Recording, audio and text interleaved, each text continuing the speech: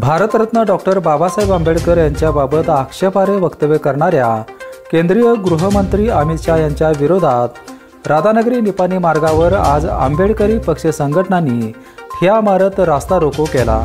त्यामुळे या मार्गावर काही काळ वाहतुकीची कोंडी निर्माण झाली होती।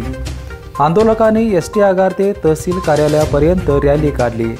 गृहमंत्री अमित शाह यांच्या निषेधार्थ जोरदार घोषणाबाजी करण्यात आली।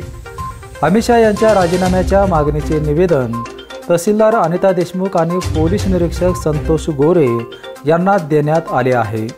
यावेळी राजवैभव शोभा रामचंद्रन, प्राध्यापक चंद्रशेखर कांबळे, प्रवीण कांबळे, संजय कांबळे, रवी मरगळे, डॉक्टर मारुती कांबळे सिरसेकर, साताबा कांबळे, एम.डी. कांबळे आदींसह आंबेडकरी पक्ष संघटनातील पदाधिकारी आणि कार्यकर्ते मोठ्या संख्येने उपस्थित होते।